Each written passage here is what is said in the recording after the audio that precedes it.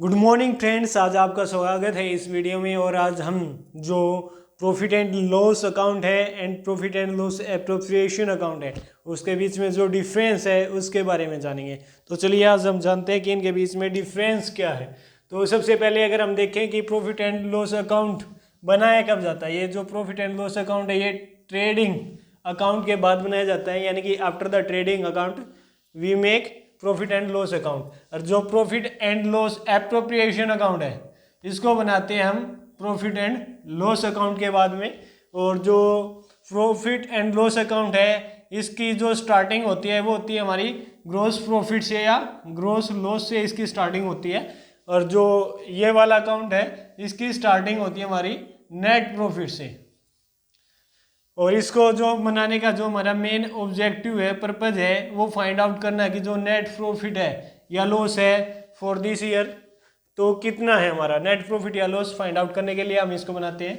और इसको बनाने का हमारा एक पर्पज होता है कि जो डिविजिबल प्रॉफिट है, यानी कि नेट प्रॉफिट के बाद में जो डिविजिबल प्रॉफिट है बिटवीन द पार्टनर्स, उसको फाइंड आउट करने के लिए हम profit and loss appropriation account बनाते हैं। और जो हमारा प्रॉफिट एंड लॉस अकाउंट है इसको जब हम बनाते हैं तो इसकी जो गाइडेड है, ये हमारा पार्टनरशिप डीड है जो या एग्रीमेंट है, उसका इस पे कोई इफेक्ट नहीं होता बनाने पे।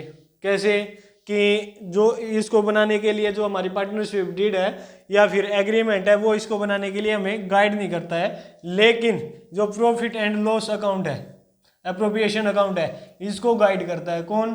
पार्टनरशिप डीड और एग्रीमेंट। कैसे?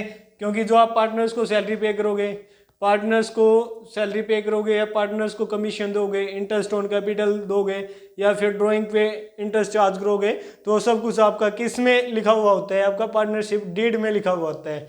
और क्या है इसमें मैचिंग प्रिंसिपल को क्या किया जाता है?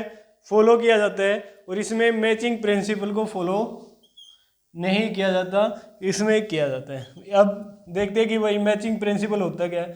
मैचिंग प्रिंसिपल हमारा ये होता है कि जिस टाइम पीरियड की हमारी इनकम होती है उसको उसी टाइम पीरियड के एक्सपेंसेस के साथ कंपेयर किया जाता है। अगर इसमें हम एक्सपेंसेस की बात करें तो इसमें हमारे इनडायरेक्ट एक्सपेंसेस भी आते हैं और इनडायरेक्ट इनकम भी आती है। लेकिन इसमें हमारा नेट प्रॉफिट के बाद में अगर हम इनकम की बात करें फर्म के लिए तो वो केवल क्या होता है, जो हमारा इंटरेस्ट ऑन ड्रॉइंग होता है फर्म के लिए सिर्फ वही इनकम होती है। बाकी तो वो पार्टनर्स को पेमेंट करता है या फिर रिजर्व रखता है। और अगर हम इसकी बात करें तो इसका हमारा ओपनिंग एंड क्लोजिंग बैलेंस नहीं होता। ध्यान रखना है आपको कि इसका ना तो ओपनिंग बैलेंस होता है और ना ही क्लोजिंग बैलेंस होता है। लेकिन इसका